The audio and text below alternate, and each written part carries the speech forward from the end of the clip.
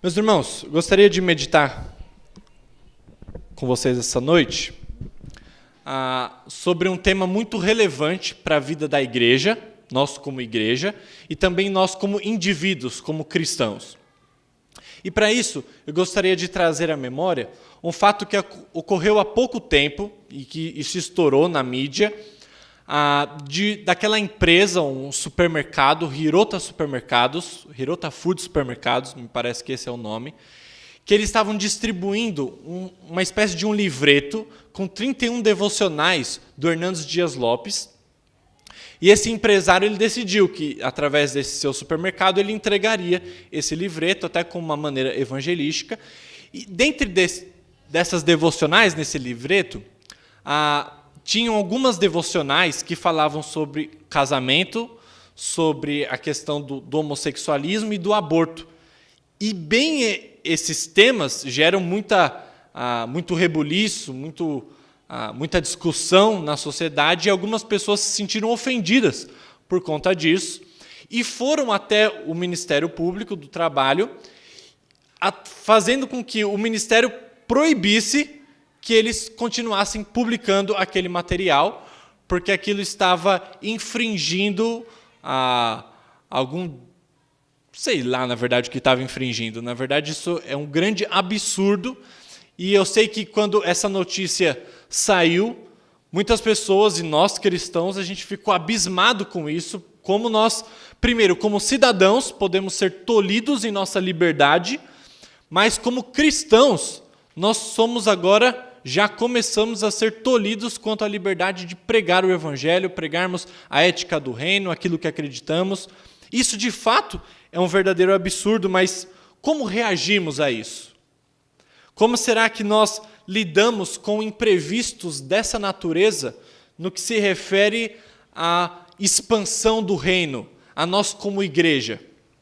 Eu dei apenas esse exemplo que aconteceu há pouco tempo, mas muitos de nós ficamos frustrados quando nós, como igreja, tentamos concluir ou executar algum projeto ministerialmente falando e parece que isso não vai para frente. Parece que aparecem imprevistos ou barreiras que nos impedem de fazer a obra de Deus.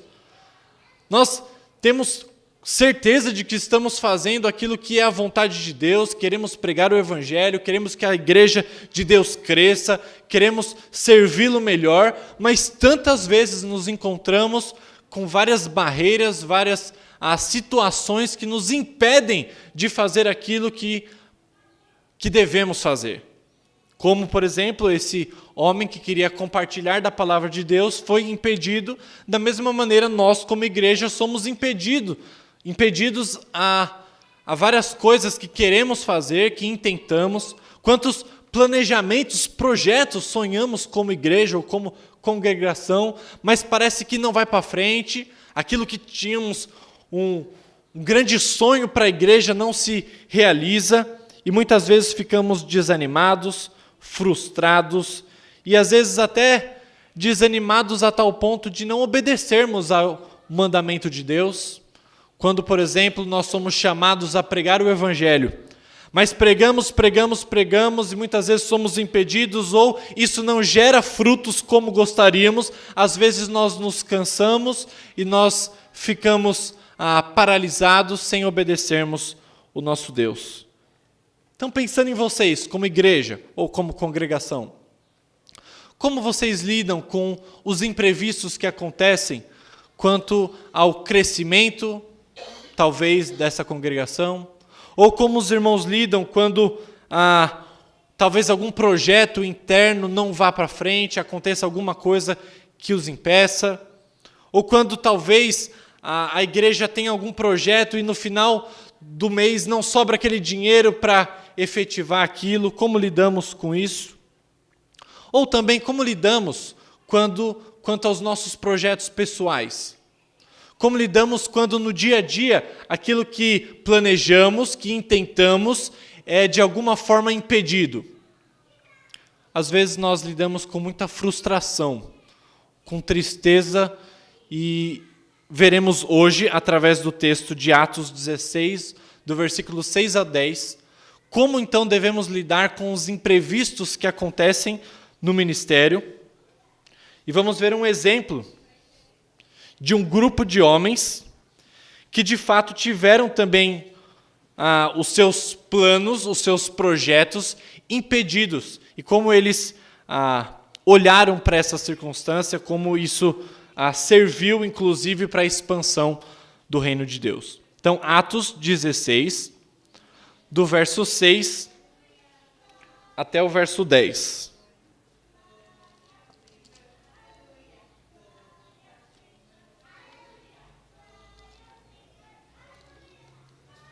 Atos 16, do 6 até o 10.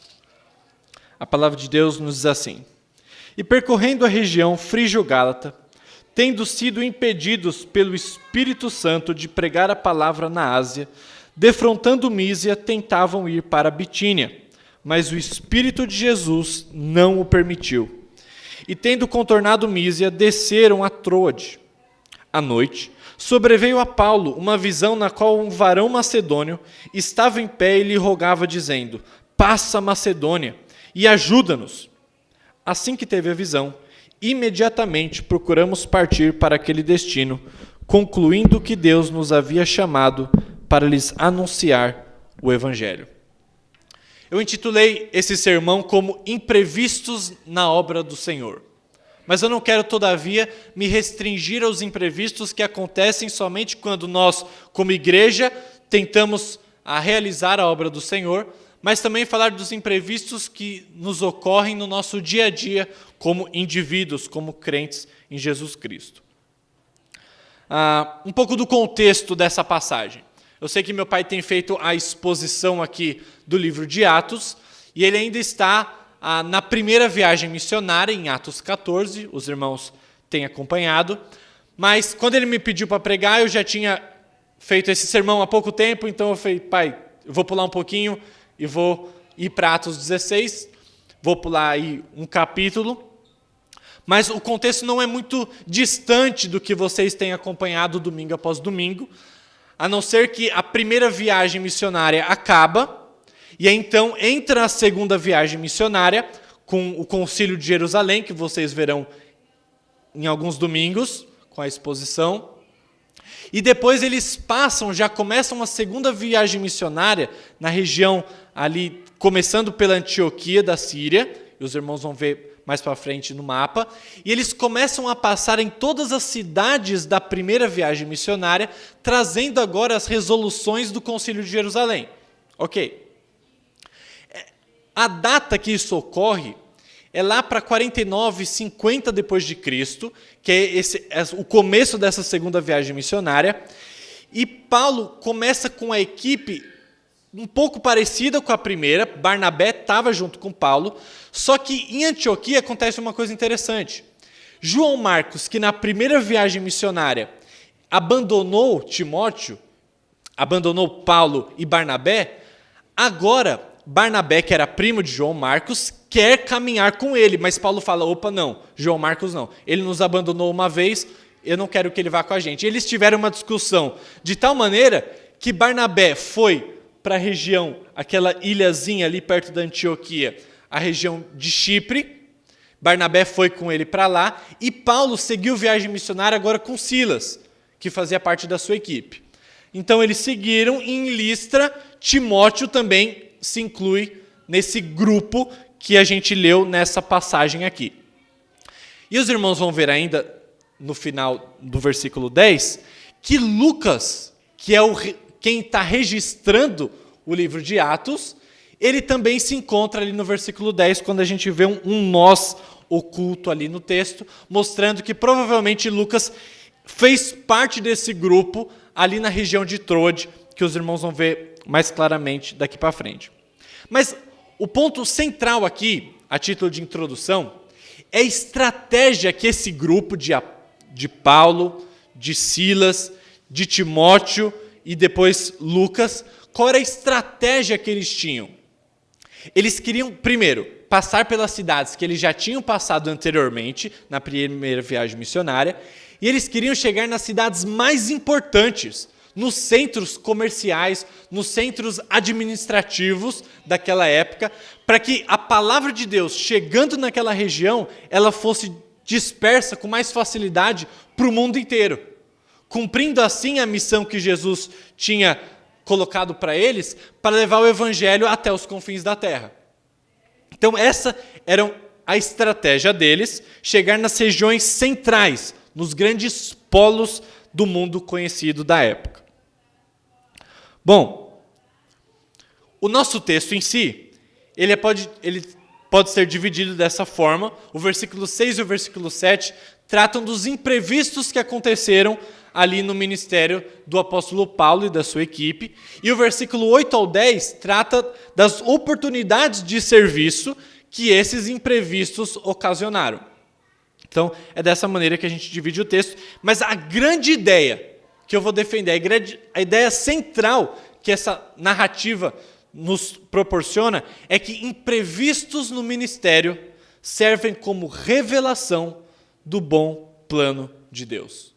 Imprevistos no ministério servem como revelação do bom plano de Deus. Então veremos como isso acontece. O versículo 6, então, diz que, percorrendo a região frígio-gálata, eles foram impedidos pelo Espírito Santo de pregar a palavra na Ásia. Como é um texto que contém muita nome de região, de cidade, eu quero deixar mais claro o que está acontecendo aqui através de mapas. Pelo texto, a gente fica sabendo, eles, no início do nosso texto, eles já estão ali na região da Antioquia, que é a região frígio-gálata. A Galácia está mais ao norte e a Frígia está um pouco mais ao sul. E eles estão percorrendo aquela região. E o texto nos diz que eles intentavam ir para a Ásia. Ásia, hoje a gente chamaria de toda essa parte que está do mapa, menos essa área aqui, porque é a Europa, mas aquilo ali tudo a gente chama de Ásia. Só que Ásia, nesse texto, talvez esteja se referindo mais à região costeira ali, que beira ao mar Egeu, onde vocês estão vendo a região de Éfeso, e provavelmente a equipe intentava chegar à cidade de Éfeso, porque era uma cidade muito importante daquela região. O texto não diz, ele simplesmente diz Ásia, mas eu digo provavelmente porque no final da segunda viagem missionária, Paulo passa, ainda que rapidamente, por Éfeso, e na terceira viagem missionária é a cidade que ele mais fica. Ele fica por 3 anos pregando o evangelho naquela região. Mas nessa ocasião aqui desse texto, Paulo e os seus companheiros são impedidos pelo Espírito Santo de chegarem naquela região da Ásia, provavelmente ali Éfeso ou nas cidades circunstantes. Mas eles são impedidos. Agora, o que nos causa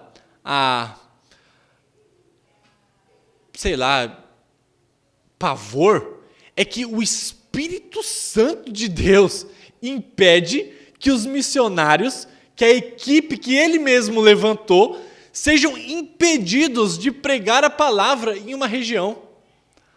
A ideia, muitas vezes, que a gente tem do Espírito Santo é aquele que nos abre portas para a pregação, não que nos impede de pregar. Não é essa a visão que a gente tem. A gente acha que se o Espírito Santo está com a gente, então todas as portas serão abertas, todas as cadeias serão quebradas, e a gente vai avançar sem dificuldade nenhuma. Ou, quando acontece alguma dificuldade, nós logo atribuímos a quem? A Satanás. Satanás colocou uma barreira, uma dificuldade. Satanás nos impediu de pregar. Satanás nos impediu de fazer um dia de evangelismo porque choveu. Mas Lucas, ao registrar isso aqui, e Paulo e seus companheiros, encararam que o impedimento de ir para a Ásia foi do próprio Espírito Santo. O Espírito Santo impediu que eles pregassem naquela região. De fato, não sabemos como foi esse impedimento. Alguns chegam a dizer que foi Silas era considerado um profeta, talvez alguma revelação especial para Silas, algum impedimento nesse sentido, alguma transmissão sobrenatural de Deus para aqueles homens, talvez alguma barreira física, algum impedimento mais de ordem natural, nós não sabemos, mas O que é importante aqui é que aqueles irmãos consideraram que era o próprio Espírito Santo que os estava impedindo. O impedimento vinha do próprio Deus. Isso é o importante a ser destacado aqui. Bom, então, Éfeso, ou essa região da Ásia, que inclusive é onde fica as 7 igrejas ali relatadas em Apocalipse 2 e 3, todas essas cidades na região costeira aqui, perto do Mar Egeu, mas eles são de fato impedidos. E o versículo 7 e 8, então, diz que eles continuaram, eles não pararam lá. Eles não foram impedidos e falaram, vamos voltar, não deu certo, mas eles, defrontando Mísia, eles tentavam ir para Bitínia, mas o Espírito de Jesus não o permitiu. E tendo contornado Mísia, desceram a Troade. Então, olha só, se no versículo 6, a gente viu que o Espírito Santo tinha os impedido de ir para a Ásia, agora eles tentavam ir para Bitínia, que era um pouco mais a norte, os irmãos vão ver, mas agora o Espírito de Jesus os impediu. Ou seja, está toda a trindade envolvida no impedimento de eles pregarem o Evangelho. Isso é meio assustador para a gente. A gente não costuma ouvir que o próprio Deus nos impede de fazer aquilo que Ele mesmo nos ordenou, de pregar o Evangelho. Mas, de fato, eles foram impedidos pela segunda vez. E agora, Lucas registra que foi o Espírito de Jesus que impediu. E eu creio que não foi à toa que ele agora trocou o Espírito Santo para Espírito de Jesus. Na verdade, a grande ideia que Lucas está tentando nos passar aqui, ao escrever tanto o Evangelho de Lucas quanto o livro de Atos, é que Jesus Cristo, quando ele está prestes a ascender aos céus, ele diz que ele enviaria o quê? Um consolador. Alguém que os guiaria a toda a verdade. Alguém que faria a missão que os discípulos tinham possível. Era o Espírito Santo que os capacitaria nessa grande missão da propagação do Evangelho. Mas Jesus sobe aos céus, inclusive ele diz que toda autoridade me foi dada, e ele diz que ele continuaria com os seus até os confins, até o final dos tempos.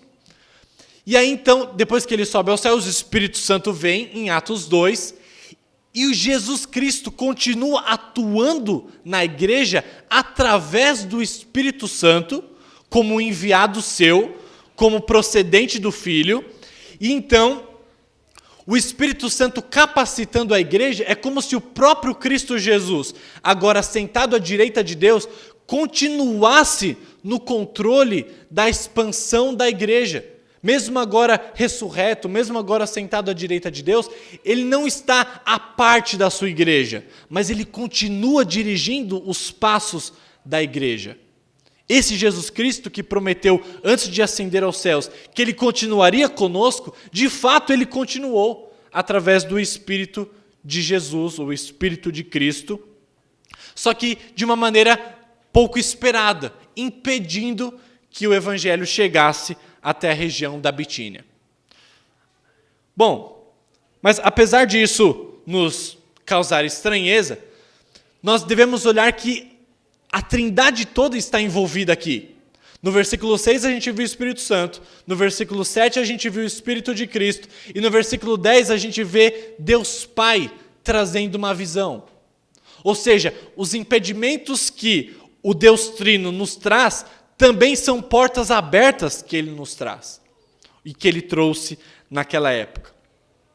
De novo, o modo como o Espírito agora de Cristo impediu que eles pregassem na região da Bitínia não nos é contado, talvez alguma barreira física, mas nós não temos como saber. Só sabemos então que depois de eles terem sido impedidos de ir para a Ásia, subindo para a região da Bitínia, eles também são impedidos, e eles defrontam aquela região da Mísia, contornam até chegar à região de Troade, uma cidade muito importante naquela época, uma cidade portuária, que inclusive era o canal, o meio que as pessoas passavam para aquela região da Macedônia, a Grécia, que ficava depois do Mar Egeu. Então era uma cidade portuária muito importante e eles acabam chegando ali. De fato, então, olha que interessante, eles são impedidos de ir para a direita, a Bitínia, ou para a esquerda, mas o Espírito Santo lhes direciona a uma outra região. O importante aqui, a gente pensar, é que em Troade, eles recebem agora uma direção positiva de Deus. Se antes eles receberam um impedimento, 2 impedimentos negativos, no sentido de não vão para a Ásia, não vão para a Bitínia, agora em Troade, Paulo recebe uma visão de noite que diz que um varão macedônio estava em pé e lhe rogava, dizendo: passa a Macedônia e ajuda-nos. Então, nós percebemos aqui que o Espírito está no pleno controle de toda aquela situação, ora impedindo, ora direcionando aqueles homens. E o texto diz que Paulo teve uma visão. Aqui o texto não diz que ele estava dormindo, que ele não teve um sonho, mas ele teve uma visão, mesmo acordado, na qual ele viu um homem da região da Macedônia que estava lhe pedindo ajuda. De fato, as visões são muito comuns no livro de Atos. Lucas registra, por exemplo, Paulo tendo mais de uma visão, Pedro tendo visão, Cornélio tendo visão, Ananias tendo visão, Estevão tendo visão. A gente vê isso de maneira bem até abundante no livro de Atos. Mas o que isso significa? Significa que hoje em dia nós ainda podemos ter visões e que a gente deve ser direcionado por Deus através de visões para onde a gente vai? Creio que não. É importante que a gente tenha em mente que o livro de Atos, a narrativa de Atos, é um livro histórico que pretende ser narrativo e não construir uma teologia sistemática a respeito de visões ou de como receber uma revelação de Deus. Não é um livro normativo, predominantemente nesse sentido, mas muito mais um livro narrativo. Ele nos conta a história de como o Evangelho foi sendo expandido desde de Jerusalém até Samaria e os confins da terra. Então, não é dito que nós devemos correr atrás de visões para saber onde Deus quer que nós plantemos uma nova igreja, por exemplo. Muito pelo contrário. A narrativa toda de Atos nos mostra homens que tiveram estratégias. Por exemplo, a estratégia que já foi mencionada, Paulo queria e principalmente nas regiões maiores, nas cidades mais importantes, para que dali o evangelho fosse expandido. Isso foi fruto de pensamento, de raciocínio, de planejamento. Paulo não estava esperando uma visão. Isso é interessante no livro de Atos. Todas as visões que acontecem, sonhos ou revelações, nunca são esperadas. Quem tem as visões nunca pede, nunca estava de joelhos pedindo para ter uma revelação. Elas simplesmente, de maneira sobrenatural, aconteciam. Da mesma maneira, nós não devemos correr atrás de visões ou de novas revelações ou um direcionamento muito específico de Deus para as nossas vidas, porque esse não é o comum, esse é o fora do comum, até porque ainda as Escrituras estavam sendo produzidas ainda. Na verdade, pouco material do Novo Testamento já tinha sido escrito nessa época. Então, é importante ressaltar isso, que essa visão foi um evento extraordinário e, portanto, não deve ser buscado por nós hoje. E, portanto, então, quando eles estão ali na região de Troade, eles têm a visão do homem macedônio, então eles atravessam ali até chegar à região da Macedônia, onde, inclusive, cenas do próximo capítulo, Lídia é convertida e tem o seu coração aberto pelo próprio Espírito Santo, e é a primeira gentia convertida ao cristianismo na região de Filipos. Então, Paulo é chamado agora para testemunhar em toda essa região agora da Grécia, uma região muito importante, chegando agora até os confins da terra, do mundo conhecido naquela época. E o interessante é que o pedido de ajuda vindo de um varão macedônio mostrava agora o ministério confiado a Paulo. Por exemplo, quando lá em Romanos 1, ele diz: sou devedor tanto a gregos como a bárbaros, tanto a sábios como a ignorantes, pois não me envergonho do evangelho, porque é o poder de Deus para a salvação de todo aquele que crê, primeiro do judeu e também do grego. Macedônia. O chamado de Paulo justamente era um chamado para chegar até aqueles que não faziam parte outrora do povo de Deus, mas indo aos gentios até os gregos na região da Macedônia. Portanto, a gente vê que Paulo e seus companheiros recebem tanto uma coação, como não vá, como uma permissão ou um chamado, como venha para a Macedônia. E a gente vê que aquele homem macedônio, talvez apenas uma figura representando o povo daquela região, pedia ajuda. E não era uma ajuda financeira, não era uma ajuda social, não era uma ajuda de qualquer outra natureza, senão pedindo para que, de fato, o evangelho chegasse como resposta principal para o problema do homem. O problema do homem não é social, o problema do homem não é financeiro, o problema do homem não é de saúde, o problema do homem é a sua relação com Deus. Por isso o varão macedônio diz: passa e ajuda-nos. E só dizendo isso, Paulo e seus companheiros, no versículo 10, entendem que Deus os havia chamado para ali, para a pregação do evangelho. Como isso tem implicação para nós? Como ajudamos a nossa sociedade? Como ajudamos aqueles ao nosso redor? A maior ajuda que podemos fornecer é pregando o evangelho. O evangelho é a resposta principal e maior para a carência do homem. O problema do homem é o seu relacionamento com Deus, e Deus, naquela época, apontou o caminho missionário para aquela equipe. Depois de dois impedimentos, Deus finalmente mostra qual a sua vontade, a região que eles deveriam ir. Isso não significa sem sofrimento. Vocês vão ver depois, na continuação da expansão, quando meu pai chegar lá nesse texto, que eles são presos, eles são perseguidos, eles sofrem problemas. E sabe por que eu estou dizendo isso? Porque muitas vezes a ausência de problemas é o termômetro pelo qual a gente analisa se a gente fez alguma decisão certa ou não. Se a gente tomou alguma decisão e a gente passa por problemas por conta dessa decisão, a gente acha que a gente não acertou a vontade de Deus. Porque nos parece que a vontade de Deus precisa ser sempre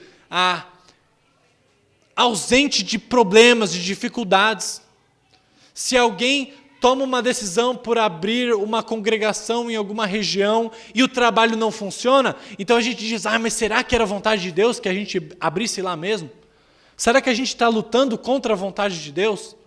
Porque a gente é treinado a achar, erroneamente, que ao fazer a vontade de Deus, a gente não passa por problemas, dificuldades, impedimentos. Muitas vezes as pessoas aplicam isso ao casamento. Algumas pessoas casam e aí parece que começam a enfrentar várias dificuldades financeiras e seja lá quais forem, e aí começam a pensar: mas será que era a vontade de Deus que eu casasse mesmo? Muitas vezes, meus irmãos, a vontade de Deus, ela implica sofrimento na vida dos seus filhos. Porque é através do sofrimento que Deus nos ensina. E não foi diferente aqui. Paulo e seus companheiros, mesmo indo para a região que Deus tinha mostrado que eram para eles estarem, eles passaram por sofrimento. Bom, o versículo 10, então, termina dizendo que assim que tiveram a visão, imediatamente procuraram partir para aquele destino, concluindo que Deus nos havia chamado para lhes anunciar o evangelho. Olha que interessante, esse nos havia significa que o próprio Lucas, que estava registrando, e em todo o Atos ele falou em terceira pessoa, eles. Essa é a primeira passagem que Lucas fala nós. Nos havia chamado para nos anunciar o evangelho. Então, provavelmente, Lucas se juntou àquela equipe ali na região de Troade. Bom, a gente tem um pouco de dificuldade de estudar narrativas. Porque a gente ouve histórias, mas a gente tem dificuldade de entender o que se aplica a nós. Qual era o propósito de Lucas relatar uma história como essa? De o Espírito Santo impedindo e de Deus abrindo novas portas para a pregação do Evangelho.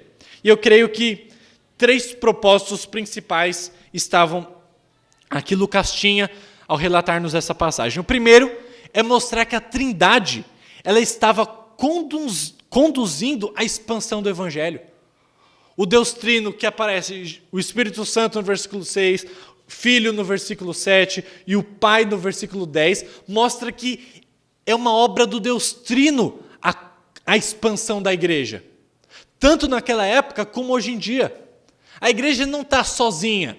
Nós não devemos fazer a igreja crescer com a força do nosso próprio braço, como se Deus estivesse apenas sentado esperando a gente fazer alguma coisa acontecer. O Deus Trino, ele está atuante na expansão e na propagação do Evangelho e no crescimento do reino. O Deus Trino. Não é só o Pai, não é só o Filho, não é só o Espírito Santo. Toda a Trindade conduz à proclamação do Evangelho como lhe apraz. Não apenas assiste a história, mas a conduz conforme o beneplácito da sua vontade. Um outro propósito é produzir missões. Aqueles que os primeiros leitores dessa passagem deveriam encarar essa passagem como um estímulo para eles pregarem o Evangelho. Porque se Deus estava direcionando o caminho, então por que a gente não vai seguir? É um caminho seguro. Por mais que tenham impedimentos, por mais que tenham barreiras, por mais que nós tenhamos que ouvir nãos de Deus, mas nós seremos direcionados por Ele. Portanto, essa narrativa nos estimula a pregarmos o Evangelho, a agirmos no reino, porque Deus nos conduz, segundo a sua vontade.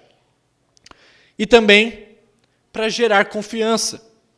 Deus continuará conduzindo a expansão, como Ele quiser, quando Ele quiser, com quem Ele quiser. Então podemos ter confiança nesse Deus. Reenfatizando, o que não é propósito desse texto, não é propósito incentivar uma busca por uma vontade de Deus subjetiva ou oculta em Deus. E aqui eu vou gastar um pouco mais de tempo, porque esse é um problema muito grave das nossas igrejas. A gente tem mania de querer ficar interpretando a realidade ao nosso redor para tentarmos enxergar alguma vontade muito específica e oculta em Deus, e que se não soubermos essa vontade e decidirmos por algum caminho e no final das contas errarmos, isso significa sofrimento. Isso significa que nós não acertamos, como se Deus fosse alguém muito carrasco, que no céu coloca opções ao nosso redor e não nos diz claramente a sua vontade, mas nós temos a incumbência de descobrir qual é a vontade de Deus. Quantas vezes nós falamos, nossa, eu estou tentando descobrir qual é a vontade de Deus para a minha vida nessa área. Mas geralmente quando alguém fala isso, ela não está dia e noite vasculhando nas escrituras, querendo saber um direcionamento de Deus.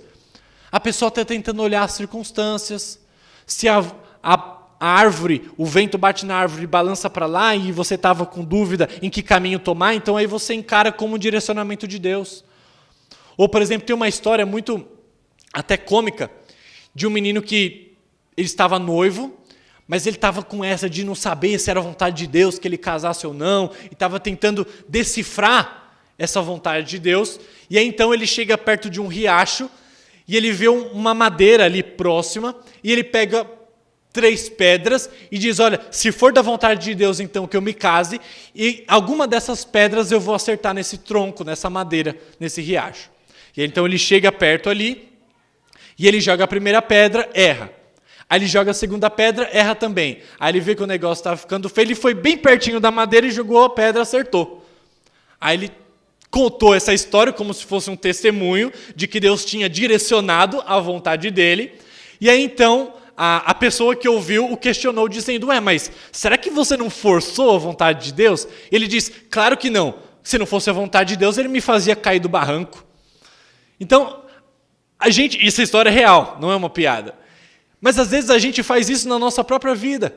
A gente fica tentando olhar a nossa realidade e fica tentando ver como as coisas estão acontecendo, como se a vida fosse um grande jogo de xadrez em que a gente precisasse ficar descobrindo qual é a nova jogada para a gente nos livrarmos dos problemas. Porque a gente tem a ideia de que se a gente acertar bem o centro da vontade de Deus, a gente costuma falar isso, né? De centro da vontade de Deus. Então a gente vai não ter problema na vida. Mas o nosso texto está falando de homens que iam pregar o evangelho e que foram impedidos. E mesmo quando foram direcionados por Deus, eu vou chegar nessa direção de Deus, e foram para Macedônia, eles sofreram lá.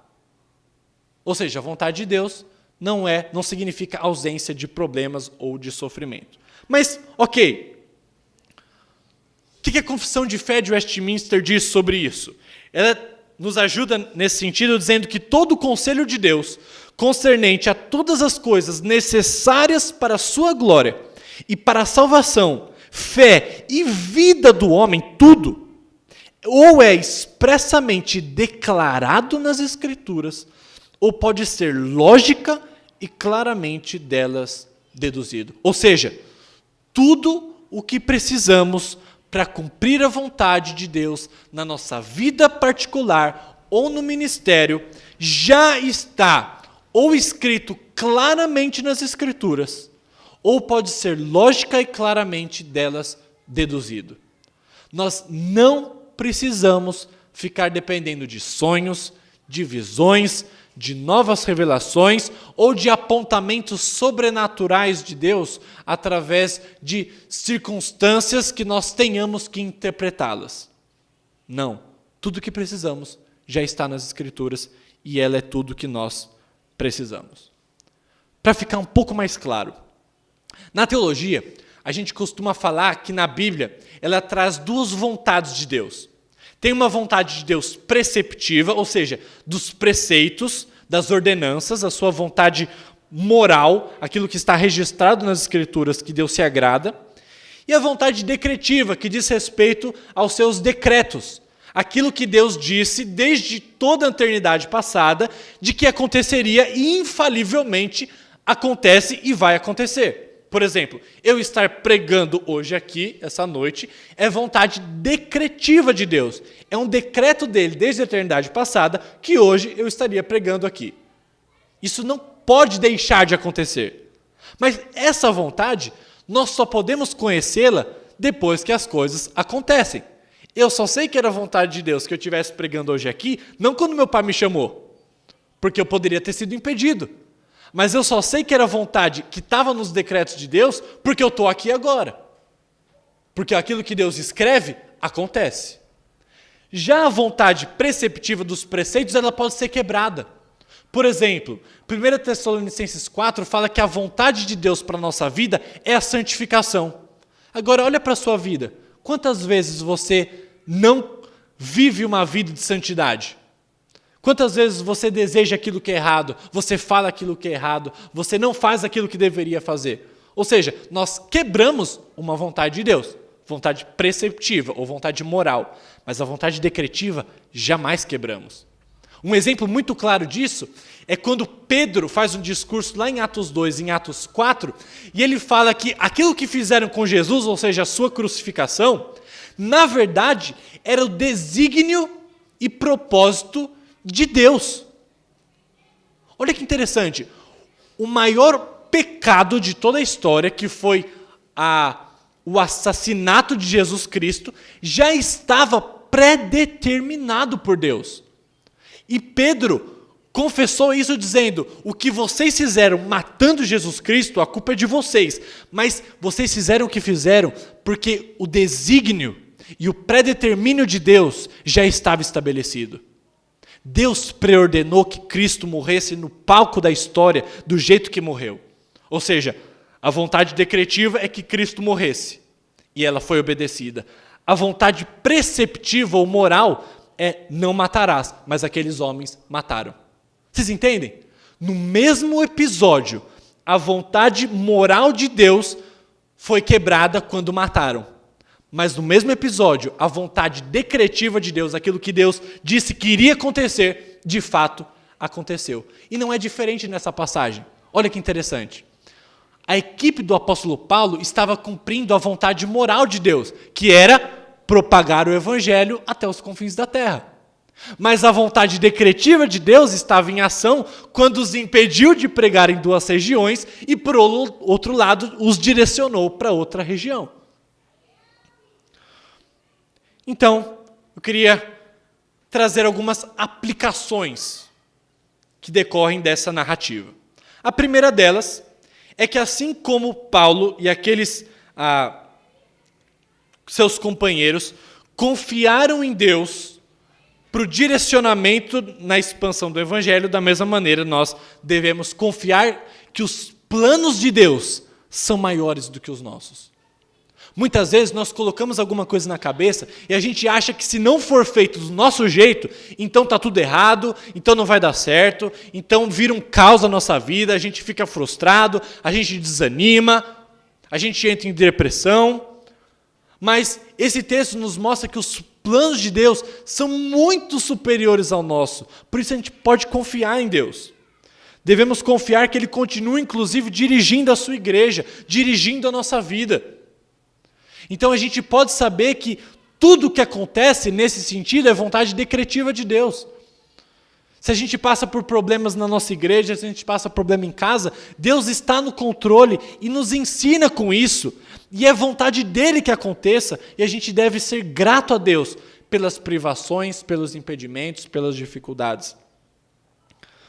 Interessante que quando a gente olha para a história da igreja, esse relato aconteceu diversas vezes na história. Por exemplo, na história das missões, Livingstone, ele tentava ir para a China. Ele sentia no coração o desejo de ir para a China, ele achava que só indo para a China ele ia cumprir a vontade de Deus, mas o que Deus faz? Não manda ele para a China, mas ele envia para a África. Ou, por exemplo, uma história mais conhecida como William Carey.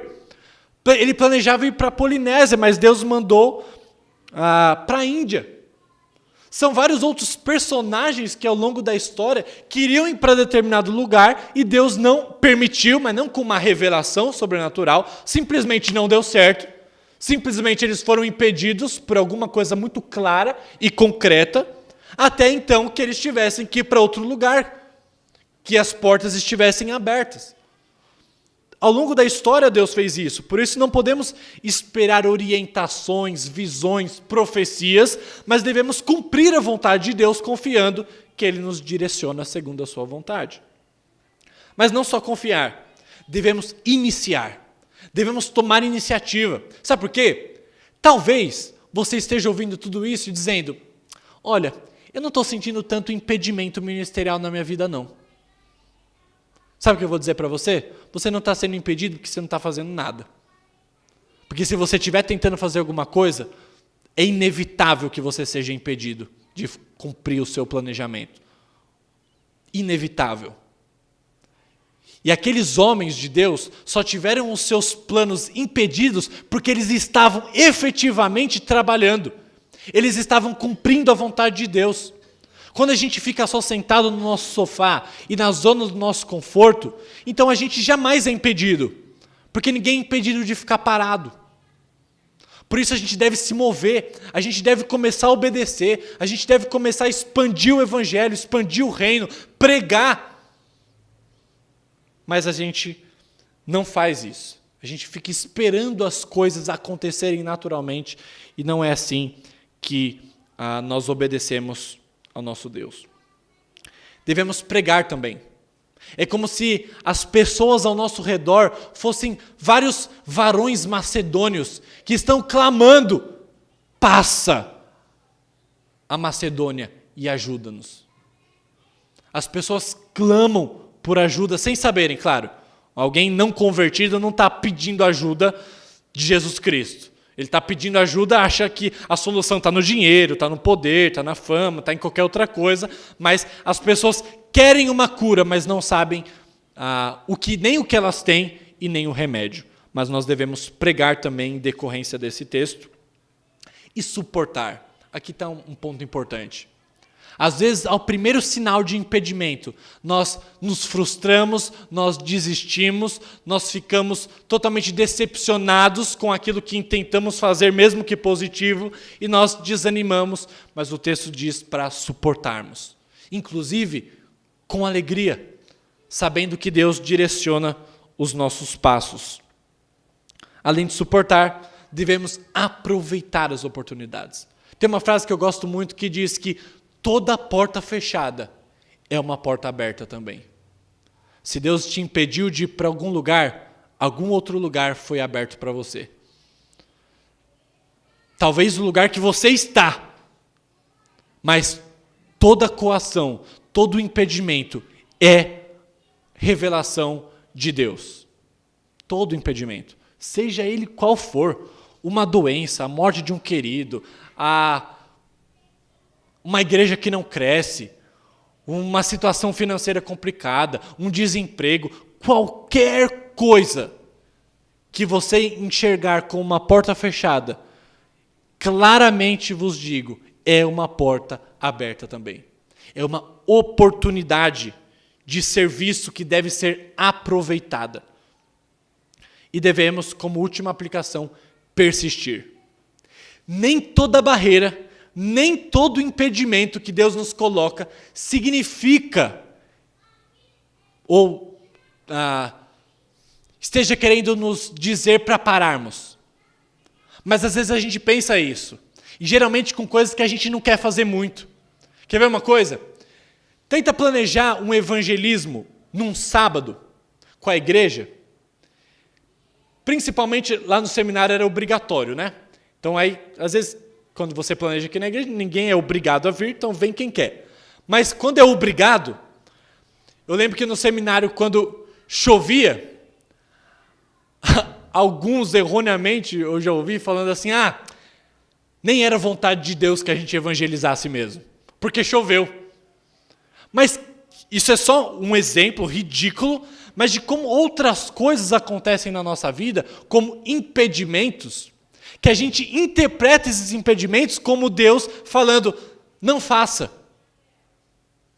Então, se a gente encontra dificuldade de evangelizar o nosso bairro, a gente fala, talvez não seja vontade de Deus que a gente faça isso. Talvez a gente tenha que ficar na nossa. Talvez se você tenha que confrontar um irmão da igreja em pecado, mas aquele irmão é difícil de ouvir, aquele irmão talvez seja um lutador e você esteja medo de exortá-lo, aí você fez, talvez não seja vontade de Deus que eu faça isso. Então a gente gosta de interpretar a nossa realidade como um sinal de Deus para a gente se acomodar. Mas quem disse que as barreiras ou os impedimentos são sinais para a gente ficar parado? Tente interpretar isso como um sinal para você persistir. Lembra de Lucas 18? Quando Jesus contou uma ilustração de uma mulher que vinha ao juiz iníquo pedir que fizesse justiça à sua causa, e o juiz não aceitou. O que aquela mulher fez? De dia e noite ela persistiu em oração. E Jesus não disse, olha, não façam como aquela mulher, não me importunem. Muito pelo contrário, ele diz aquela parábola para que eles orassem de dia e de noite sem esmorecer. Persistência tem tudo a ver com o chamado cristão. Devemos persistir na pregação do evangelho, no fazer aquilo que sabemos pelas escrituras que é o correto, sem ter medo de estarmos fazendo alguma coisa contra a vontade de Deus. Eu não sei quantos anos essa congregação existe, mas o que eu jamais pensaria é que mesmo se essa congregação nunca se emancipasse uma igreja, ficasse uma igreja gigantesca, que significava que não era vontade de Deus que existisse essa congregação. Essa congregação louva a Deus, adora a Deus. Então, independente das barreiras que vocês venham a passar, tenham a confiança, Deus conduz a vida de vocês como igreja. E mesmo que as barreiras aconteçam, é um sinal para persistência, para continuar cumprindo a vontade de Deus. Um professor meu, certa vez, ele escreveu um pequeno trecho que me impactou de uma maneira assim profunda. E eu consegui fazer essa relação com esse texto. E eu quero ler isso aqui e mostrar como isso diz respeito ao nosso cotidiano, o nosso dia a dia. Isso tem tudo a ver com o nosso dia a dia, gente. Olha só, na vida, todos enfrentamos imprevistos e o seu efeito prático, ou seja, a impossibilidade de execução do nosso planejamento. O que muda é a nossa reação aos imprevistos. Algumas pessoas conseguem conviver mais facilmente com eles, enquanto outras se desestabilizam completamente quando os imprevistos acontecem. Mas por quê? As causas dessa diferença são bastante complexas, mas o grande diferencial no modo como enfrentamos imprevistos é a nossa motivação religiosa, qual seja adoração ou idolatria. Para o idólatra, imprevistos serão sempre motivo de instabilidade e frustração. Por quê? Porque eles colocam em xeque o controle do seu Deus, o idólatra, ou seja, o Deus do idólatra, ele mesmo. E inviabilizam o serviço a ele, o seu próprio plano. Para o adorador, imprevistos podem ser motivo de realização e estabilidade. Porque o seu Deus permanece no trono, revelando aos poucos o seu bom plano. E à medida que faz isso, cria oportunidades inesperadas de serviço a ele. Viver como um adorador faz toda a diferença. Meus irmãos, eu tenho lutado para tornar isso a prática do meu dia a dia já faz um bom tempo. Como isso faz diferença na nossa vida diária? Você encarar imprevistos com esse motivo base religioso. Ou eu encaro imprevistos como um idólatra, ou como um adorador. Eu encaro um imprevisto como idólatra quando eu olho para o meu plano que foi frustrado e eu fico triste, eu fico decepcionado, eu fico paralisado, eu entro em depressão, eu não sei onde pisar mais. Por quê? Isso só reflete que eu, para mim mesmo, sou Deus, a minha vontade deve ser feita, e o meu plano é tão grandioso, e tão bom, e tão perfeito, que ele deve ser inevitavelmente feito, realizado. Por isso eu sou um idólatra. Mas se eu sou um adorador, quando alguma barreira aparece na minha vida, quando algum imprevisto acontece no meu dia a dia, eu olho para aquilo e sei que aquilo é a revelação do bom plano de Deus. Eu sei que Deus, através daquilo, mostra a sua vontade, porque a vontade decretiva de Deus sabemos depois que as coisas acontecem. E aí então eu encaro aquela circunstância como uma oportunidade de serviço. Mesmo que signifique a perda de um emprego, a perda de um parente, uma doença ou qualquer outra coisa, sempre imprevistos são oportunidades de adoração a Deus. E geralmente os maiores exemplos de adoração a Deus são por meio de imprevistos. Quantas vezes você já não ouviu um testemunho de alguém com câncer, por exemplo, falando sobre o amor que ele tem pelo seu Deus, pela gratidão, inclusive, pelo câncer, e você fica admirado com aquilo?